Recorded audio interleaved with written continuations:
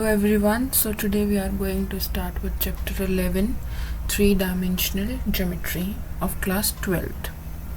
So earlier we have studied chapter 10 हमने पढ़ लिया है, जिसमें हमने वेक्टर्स के बारे में पढ़ा, वेक्टर अलजेब्रा पढ़ा, एडिशन पढ़ा, उनका मल्टीप्लिकेशन पढ़ा, उसमें हमने डायरेक्शन कोसाइंस पढ़े क्या होते हैं और डायरेक्शन रेशोज़ पढ़ी क्या होती है, हमने डायरेक्टेड लाइंस भी पढ़ा था क्या होता है.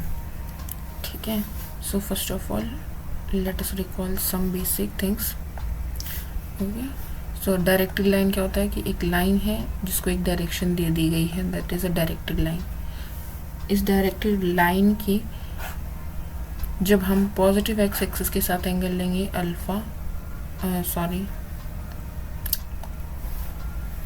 ये हमारी लाइन है, ये हमारी एक्सिस है. ठीक है, if line is anywhere in the space then you need to take a parallel line that passes through the origin. जो ओरिजिन से पास हो वो पैरेलल लाइन लेंगे, उसका एंगल देखेंगे हम एक्स एक्सिस के साथ, पॉजिटिव एक्स एक्सिस के साथ उसको अल्फा नाम देंगे, पॉजिटिव वाई एक्सिस के साथ बीटा नाम देंगे, पॉजिटिव जेड एक्सिस के साथ गामा नाम देंगे. ठीक है, and cos of these angles is cosine of this line, right. And about direction for that we have हमने एक डायग्राम भी बनाया था पिछले वीडियो में, आप देख सकते हैं वो वीडियो, जिसमें हमने डायरेक्शन कोसाइंस अच्छे से डिस्कस किए थे कि कोस अल्फा क्या होगा, एक्स अपॉन आर होता है फॉर एनी. हम यहाँ पे कोई पॉइंट पी एक्स वाई ले लें अगर लाइन पे पी एक्स वाई जेड, तो उसके लिए cos alpha x upon r होगा, वेयर आर क्या होगा, r is x square plus y square plus z square का रूट होता है. ये हम पहले कर चुके हैं. तो यहाँ से x क्या हो जाएगा, कोई भी पॉइंट पी एक्स वाई क्या था, एन आर्बिट्रेरी पॉइंट हमने लिया है इस लाइन पे जो लाई कर रहे हैं. ठीक है, तो तो उसका जो x कोऑर्डिनेट है वो क्या हो जाएगा, r टाइम्स कोस अल्फा. कोस अल्फा को हमने पढ़ा था कि डायरेक्शन कोसाइंस को हम किससे रिप्रेजेंट करते हैं, एल एम एंड एन. ठीक है, L is equals to cos alpha and M is equals to cos beta and N is equals to cos gamma,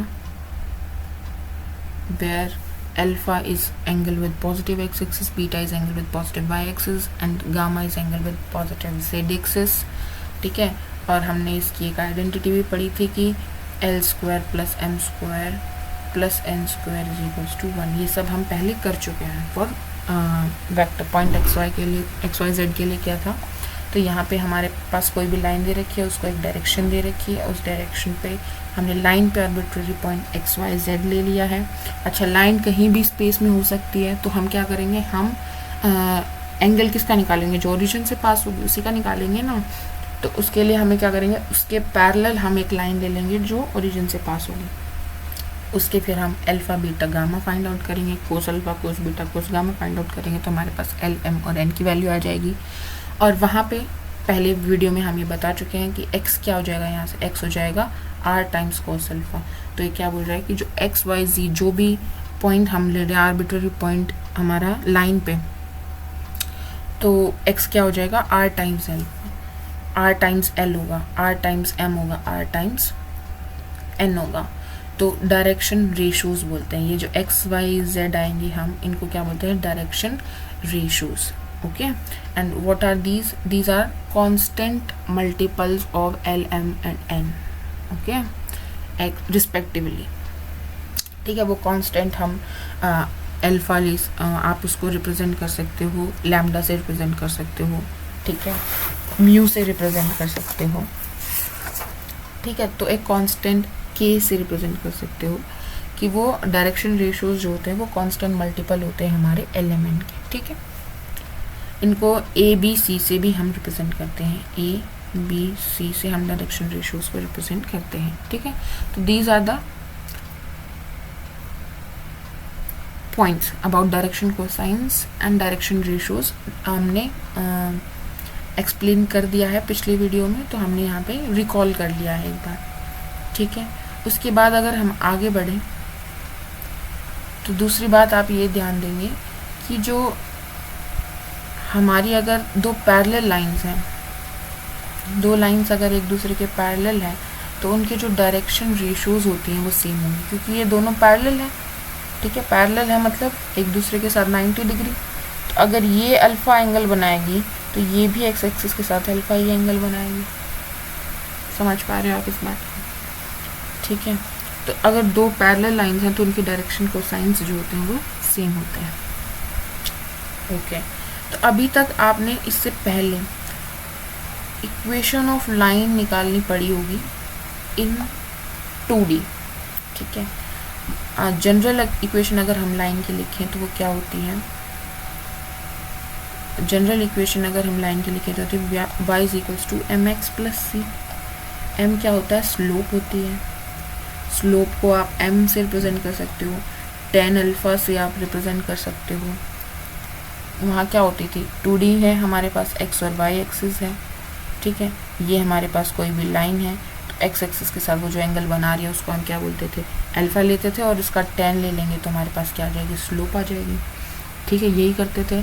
m क्या होती थी? स्लोप होती थी। और c क्या होती थी कि वो y एक्सिस को कहाँ पे कट कर रहा है, तो वो c की वैल्यू। ठीक है, तो ये हमारी इक्वेशन ऑफ लाइन थी। ठीक है, आर्बिट्री जनरल में हम ऐसे लिखते हैं। ठीक है, या फिर आपने और भी तरह से इसको लिखा होगा। आपने इसको कैसे लिखा होगा? आपने इसको ऐसे भी लिखा होगा, y minus y naught is equals to m times x minus x naught. ठीक है, y naught and x naught are the point, x naught y naught is the point जहाँ पे वो हमारी कट कर रही है। ठीक है, पॉइंट से पास हो रही है। जैसे कि ये कोई लाइन है और ये x नॉट y नॉट से पास हो रही है। ठीक है, तो ये हमें पॉइंट मिल जाए और इसकी स्लोप मिल जाए तो उससे हम इस लाइन की इक्वेशन लिख सकते हैं। ठीक है, ये आपने पढ़ा होगा। या फिर आपने पढ़ा होगा कि अगर कोई लाइन ऐसे बनाई है तो हम ये इंटरसेप्ट से लिख सकते हैं, x upon x intercept plus y upon y intercept is equals to 1 करके हमें इंटरसेप्ट फॉर्म होती है। तो ऐसे करके आपने equation of line in 2D पढ़ा है। ठीक है, अगर आपको स्लोप नहीं दी है तो आप स्लोप निकाल सकते हैं। स्लोप कैसे निकाल सकते हैं?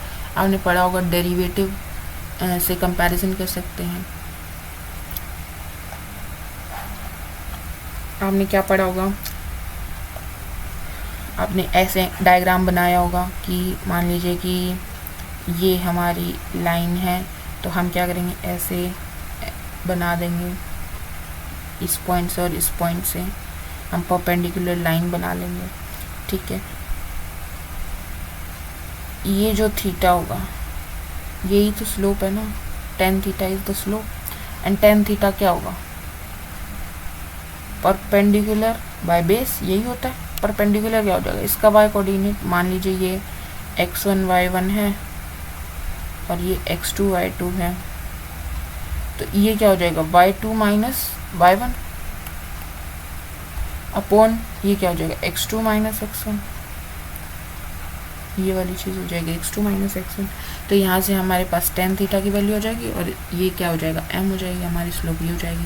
तो अगर हमें स्लोप नहीं दे रखी है, हमें दे रखा है कि ये लाइन दो पॉइंट्स से पास हो रही है, तो हम ऐसे निकाल लेते थे कि y minus y1 is equals to y2 minus y1 upon x2 minus x1 into x minus x1। ठीक है, ऐसे करके भी आप लाइन की इक्वेशन निकाल सकते हो।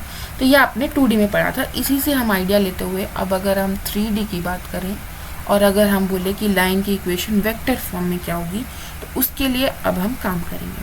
तो इसमें भी आपने क्या देखा कि ऐसा हो सकता है कि आपको लाइन की स्लोप दे रखी हो और वो किसी एक पॉइंट से पास हो रही हो, ऐसा दे रखा हो। या फिर ऐसा दे रखा हो कि आपको दो पॉइंट्स दे रखे हैं कि लाइन दो पॉइंट से पास हो रही हो, तो आप उसकी इक्वेशन निकालिए। तो यहाँ पे 3D में भी क्या होता है कि आपको एक तो ये हो सकता है कि आपको क्या दे रखा कि एक पॉइंट से पास हो रही है और दूसरा आपको क्या दे रखा है कि वो किसी वेक्टर के पैरेलल है। अब दो वेक्टर्स जो पैरेलल हैं उनकी डायरेक्शन को साइंस क्या होंगे? सेम होंगे। ठीक है, इनके डायरेक्शन को साइंस सेम होंगे, तो इस लाइन के भी डायरेक्शन को साइंस इस बी वाले ही होंगे। समझ रहे हो इस बात को? और हमने एक चीज़ ये पहले भी पढ़ी है कि अगर एक बी वेक्टर ए वेक्टर के पैरेलल है तो इसका मतलब क्या हो गया कि बी वेक्टर लैम्डा टाइम्स ए वेक्टर लिख सकते हैं। ये भी चीज़ हमने पढ़ी है। तो यहाँ से ये parallel to a given vector b हमें काइंड ऑफ स्लोप देगा इन 3D। ठीक है, क्योंकि यहाँ से हमारे पास क्या पता चल जाएगा? डायरेक्शन को साइंस पता चल जाएंगे हमें इसके। ठीक है, तो स्लोप मिल गया, एक पॉइंट मिल जाएगा तो हम इक्वेशन ऑफ लाइन निकाल सकते हैं, या फिर हमें 2 पॉइंट्स गिवन हो तो वहाँ से हम इक्वेशन ऑफ लाइन निकाल सकते हैं। अगर 2 पॉइंट्स गिवन है तो हमें क्या स्लोप निकालनी पड़ती है, ठीक है ना। तो अगर 2 केसेस हैं हमारे पास, तो फर्स्ट केस हम लेके चलते हैं पहले कि अगर हमें ये गिवन हो कि एक पॉइंट गिवन है कि लाइन इस पॉइंट से पास हो रही है, और दूसरा हमें क्या गिवन है कि एक वेक्टर बी गिवन है जिसकी वो लाइन पैरेलल है। तो हम इक्वेशन ऑफ लाइन कैसे निकालेंगे, ठीक है। तो देखिए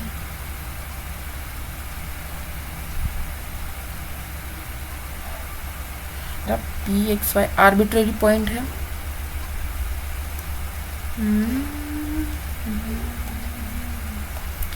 ये हमारा आर्बिट्रेरी पॉइंट है, ठीक है। ये इसका क्या हो जाएगा, पोजीशन वेक्टर हो जाएगा, जिसको हम नाम दे रहे हैं आर, ठीक है। मान लेते हैं ये लाइन किसी पॉइंट किससे पास हो रही है, ए से पास हो रही है, किसी पॉइंट ए से पास हो रही है, किसी पॉइंट ए से पास हो रही है। तो पॉइंट को हम कैपिटल ए से लिखते हैं, पॉइंट ए से पास हो रही है, जिसका पोजीशन वेक्टर हमारा क्या हो जाएगा, स्मॉल ए, ठीक है। तो आप मुझे बता सकते हैं कि r vector plus vector addition की अगर हम बात करें, प्लस पी ए वेक्टर क्या हो जाएगा, ए वेक्टर के इक्वल होगा, सही बात है। आर वेक्टर प्लस पी ए वेक्टर क्या होगा, ए वेक्टर के इक्वल होगा। यहाँ से आर वेक्टर क्या आ जाएगा, आर वेक्टर आ जाएगा A vector minus P A vector, ठीक बात है। उसके बाद अगर हम बात करें ये लाइन की, तो हमें क्या गिवन है कि ये लाइन किसी बी वेक्टर के पैरेलल है, ये लाइन किसी बी वेक्टर के पैरेलल है, ठीक है। तो इसका मतलब क्या हो गया कि पी ए को मैं लैम्डा टाइम्स बी वेक्टर लिख सकती हूँ, ठीक बात है। तो मैं क्या लिखूँगी, r vector is equals to a vector minus lambda times B vector, ठीक है। तो हम इसको क्या लिख सकते हैं, तो ये हमारे पास क्या आ गई लाइन की इक्वेशन। इसको अगर हम एक्स वाई जेड कोऑर्डिनेट में लिखना चाहें तो कैसे लिखेंगे, अगर आप इसको एक्स वाई जेड कोऑर्डिनेट में रखोगे तो क्या आ जाएगा, देखो, ठीक है। तो ये लैम्डा माइनस लैम्डा को मैं म्यू रख लेती हूँ,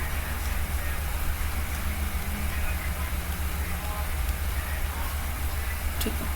तो ये हो जाएगा r vector minus a vector is equals to mu b vector. अच्छा एक बात देखिए यहाँ पे अब कि मान लीजिए बी वेक्टर हमें गिवन है A I cap plus A two J cap, B की टर्म्स में लेते हैं, B one I cap plus B two J cap plus B three K cap, ठीक है। और यहीं पे हमें ए वेक्टर गिवन है, क्योंकि हम अगर हमारे पास ए के कोऑर्डिनेट्स हैं 2 1 3 मान लीजिए, तो हम ये वेक्टर निकाल सकते, क्या आ जाएगा 2 आई कैप प्लस जे कैप प्लस 3 के कैप आ जाएगा। और अगर आर वेक्टर की बात करें तो आर वेक्टर क्या है, एक्स वाई जेड का पोजीशन वेक्टर है, तो वो क्या आ जाएगा एक्स आई कैप प्लस वाई जे कैप प्लस जेड के कैप आ जाएगा। तो यहाँ से आप वैल्यू रख दीजिए, आर वेक्टर क्या आ गया एक्स आई कैप प्लस वाई जे कैप प्लस जेड के कैप माइनस ए वेक्टर क्या आ गया A1, कुछ कांस्टेंट टर्म्स होंगी पर हम यहाँ पे ए वेक्टर क्या लिख ले रहे हैं कि ये A1 आई कैप है प्लस A2 जे कैप है प्लस A3 के कैप है, ठीक है। A1 A2 A3 की कोई वैल्यू होगी क्योंकि हमें पॉइंट गिवन है ना कि वो A पॉइंट से पास हो रहा है,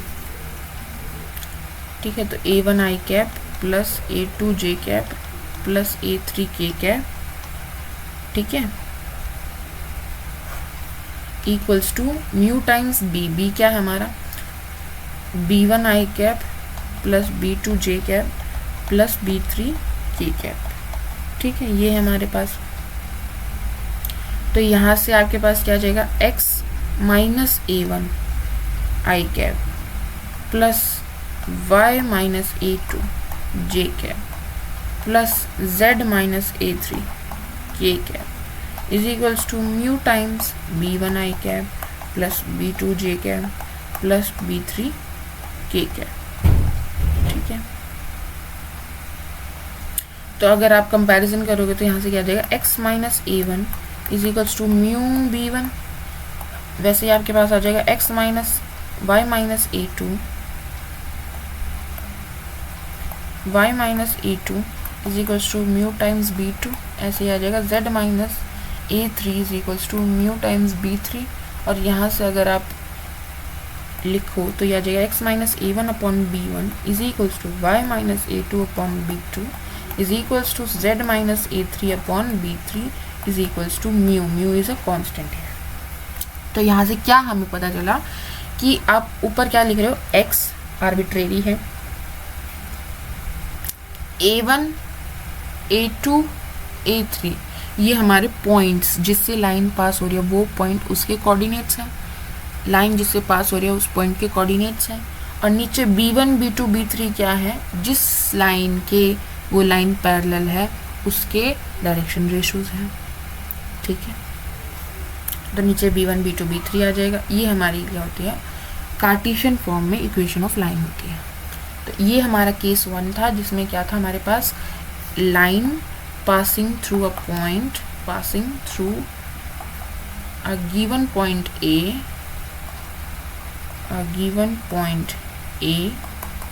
and parallel to a vector B। ठीक है, तो उस केस के लिए हमने क्या पढ़ा, इक्वेशन ऑफ लाइन पढ़ा। ठीक है, अब हमारा सेकंड केस आता है।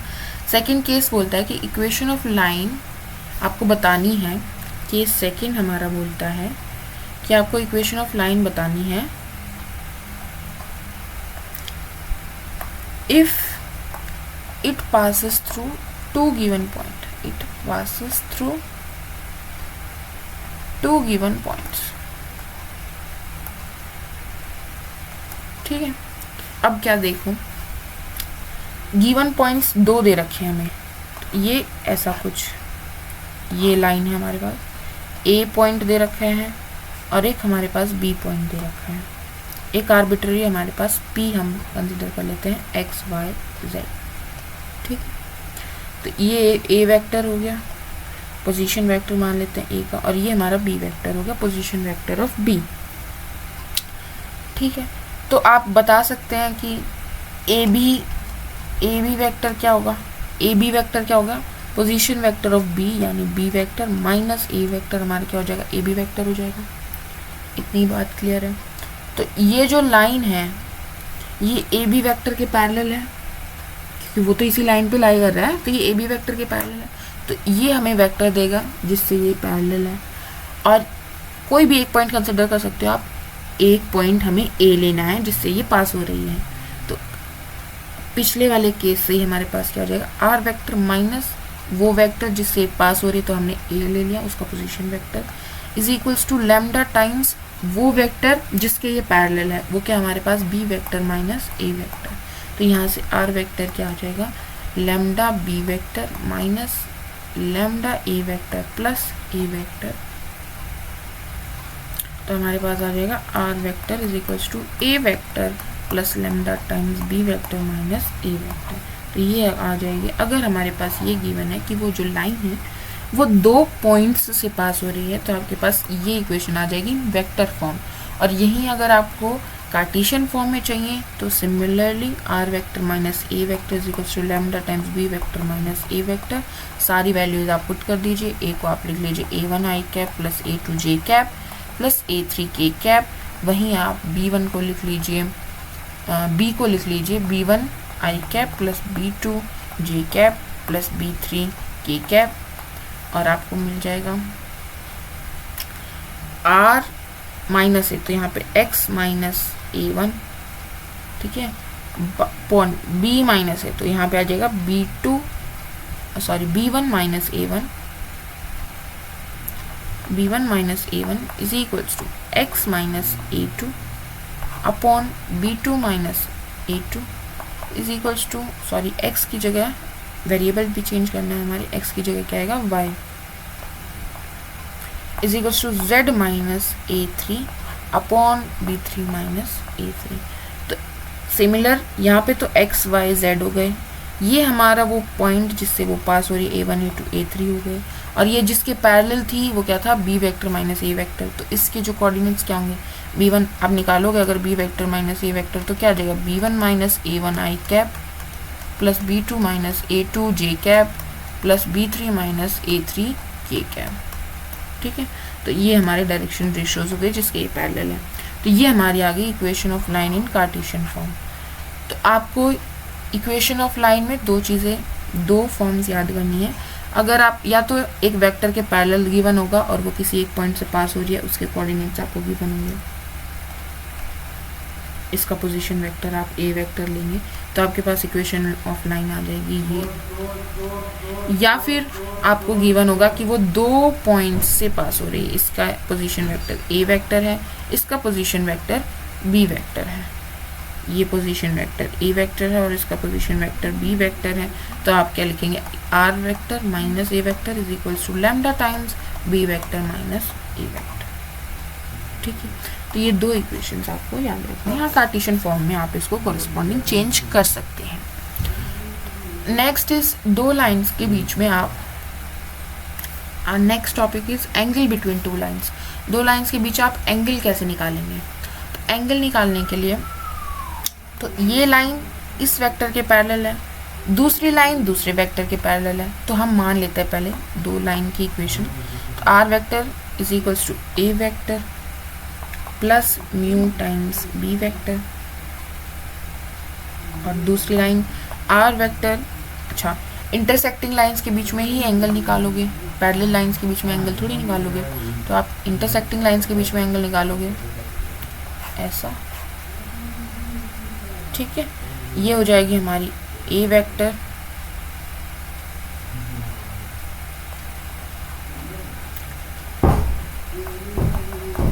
Plus lambda times B vector.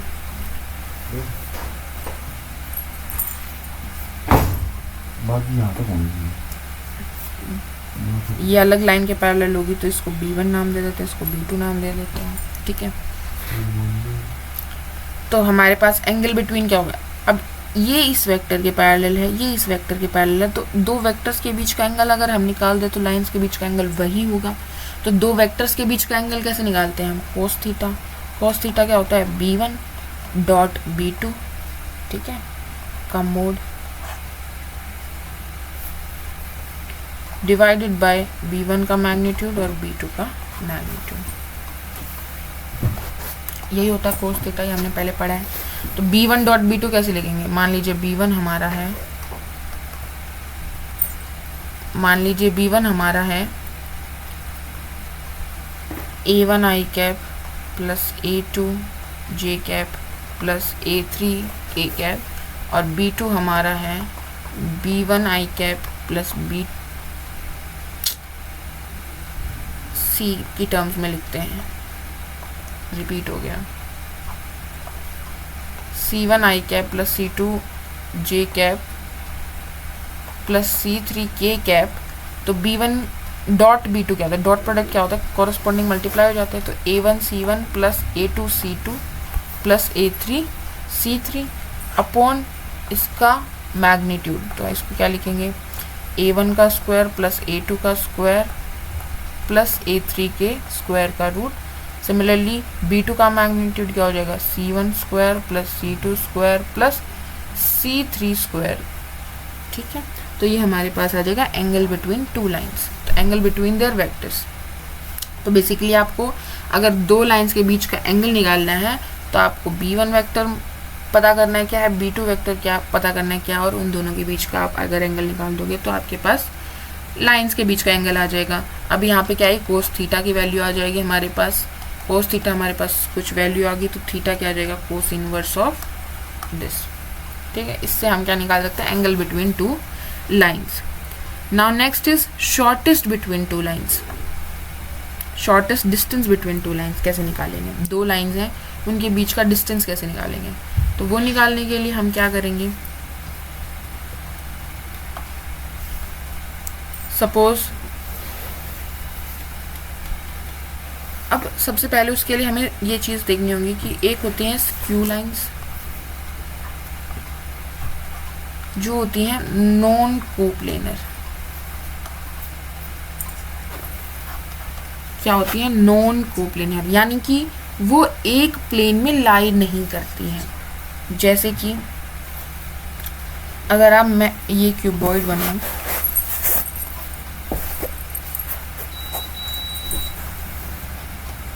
ठीक है, तो इसके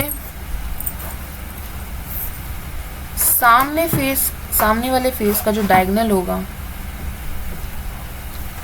और इसका जो डायगोनल होगा, ऊपर वाले फेस का जो डायगोनल होगा, ये सेम प्लेन में नहीं है और ये कभी इंटरसेक्ट भी नहीं करेंगी। तो और ये पैरेलल भी नहीं है। तो स्क्यू लाइंस आप बोल सकते हो non parallel non intersecting, non parallel non intersecting, non coplanar lines. अब हम देखते हैं कि distance between two skew lines कैसे निकालेंगे। शॉर्टेस्ट डिस्टेंस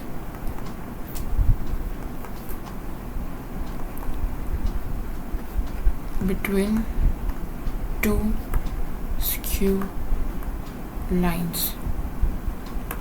सपोज L1 जो है उसकी हमारे पास इक्वेशन है r vector is equals to a vector plus a1 vector plus lambda times b1 vector. L2 line है जिसकी इक्वेशन हमारे पास r vector is equals to a2 vector plus mu times b2 vector. ये हमारे पास दो lines हैं, इनके बीच का हमें क्या पता करना है? Shortest distance. तो डिस्टेंस हमेशा ग्रेटर देन इक्वल्स टू 0 आता है, ठीक है। डिस्टेंस या तो 0 हो सकता है या पॉजिटिव हो सकता है, नेगेटिव नहीं आएगा कभी भी, ठीक है। तो डिस्टेंस हम रिप्रेजेंट कर रहे हैं d से, स्मॉल d से। क्या आएगा? जिस वेक्टर के पैरेलल दी हैं, ठीक है, b1 क्रॉस b2, उनका क्रॉस प्रोडक्ट, उसका डॉट प्रोडक्ट किसके साथ?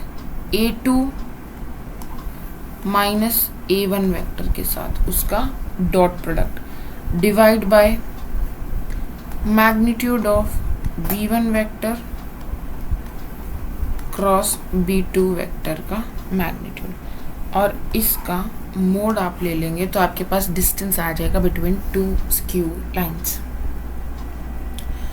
अगर आप बताना चाहें तो b1 vector cross b2 vector का dot product with a2 vector minus a1 vector क्या आएगा? b1 वेक्टर का magnitude, b1 vector cross b2 vector का magnitude, a2 vector minus a1 vector का magnitude into cos theta. Dot product ऐसे ही लिखेंगे। जब हम इसको डिवाइड कर रहे हैं b1 vector cross b2 vector से के मैग्नीट्यूड से, तो ये वाली चीज़ कैंसिल हो जाएगी। तो ये क्या आ गया? a2 vector minus a1 vector cos theta, ठीक है। अब अगर मैं यहाँ पे लाइन बनाना चाहूँ तो ये हो गया एक लाइन हमारे पास ऐसे है। यहाँ पे a2 है, पोजीशन वेक्टर है इस पॉइंट का a2, यहाँ पे a1 है, a1 पोजीशन वेक्टर है इस पॉइंट का, ठीक है। ये हमने शॉर्टेस्ट डिस्टेंस परपेंडिकुलर डिस्टेंस बनाया, ठीक है। तो थीटा हम यहाँ के बजाय कहाँ ले रहे हैं? थीटा हम अपोजिट साइड ले रहे हैं।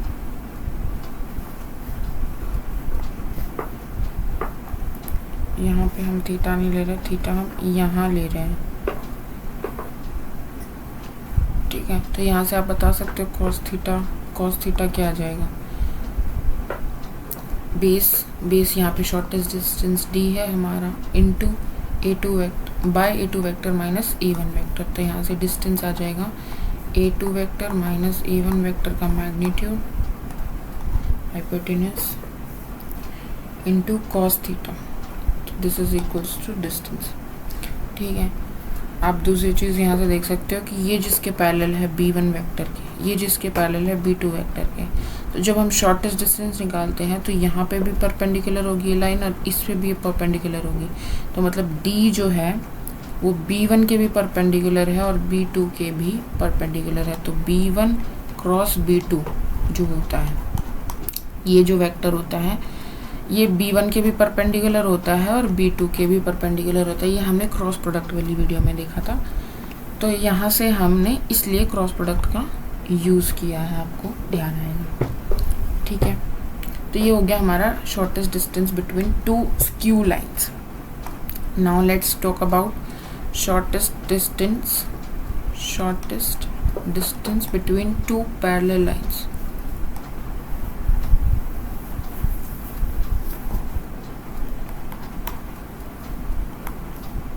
हमारे पास दो पैरेलल लाइंस गिवन है, तो L1 L2 they are parallel to a vector B। ठीक, L1 की इक्वेशन हो जाएगी हमारे पास R vector equals to A1 vector plus lambda times B vector. L2 की हो जाएगी हमारे पास R vector equals to A2 vector plus lambda mu times B vector. Okay, तो ये L2 है, ये L1 है, ये A2 वेक्टर है हमारा और ये A1 वेक्टर है। ठीक है, तो ये हो जाएगा A2 vector minus A1 vector, ये हमारा हो जाएगा B वेक्टर के पैरेलल है और ये हमारा हो जाएगा थीटा। ठीक है, तो यहाँ से कॉस थीटा क्या आ जाएगा, कॉस थीटा आ जाएगा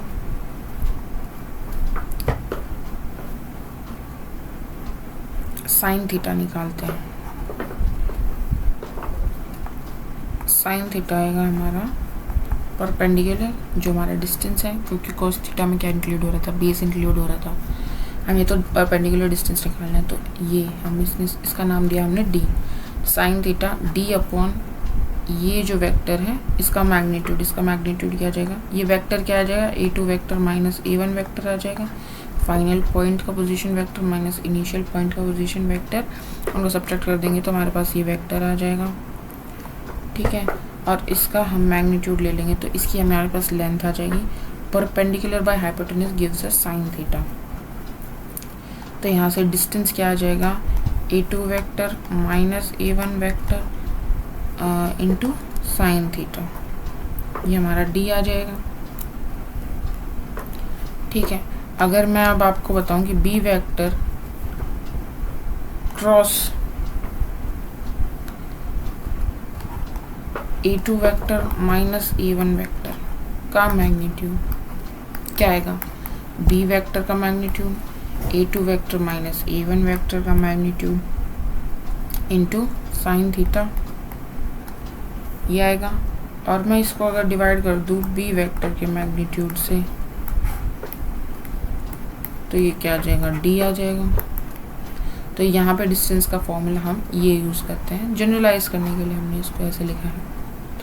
ठीक है, क्योंकि हमने स्क्यू लाइंस के लिए क्या यूज़ किया था कि B1 क्रॉस B2 लिया था, उसका डॉट प्रोडक्ट लिया था A2 माइनस A1 के साथ। तो यहाँ पे हमारे पास B सेम है, क्योंकि पैरेलल लाइन से तो एक ही वेक्टर के पैरेलल होंगी, तो B हमारा सेम है, B1 B2 नहीं है। उसका क्रॉस प्रोडक्ट लिया हमने A2 vector minus A1 vector के साथ और डिवाइड कर दिया उसको B वेक्टर के मैग्नीट्यूड से। तो ये हमारा डिस्टेंस का फॉर्मूला हो जाएगा, distance between two parallel lines. ठीक है, I hope it is clear. Now let's do a question. Okay, one more thing is these are all the we have done in vector form. अगर हमसे Cartesian form में पूछ ले तो कैसे लिखेंगे, इसमें क्या था, फॉर्मूला क्या आया यहाँ पे हमारा पास ये वाला। ठीक है, ये है हमारा फॉर्मूला। तो इसको अगर हम कार्टेशियन फॉर्म में लिखना चाहें तो कैसे लिखेंगे, इसको कार्टेशियन फॉर्म में लिखेंगे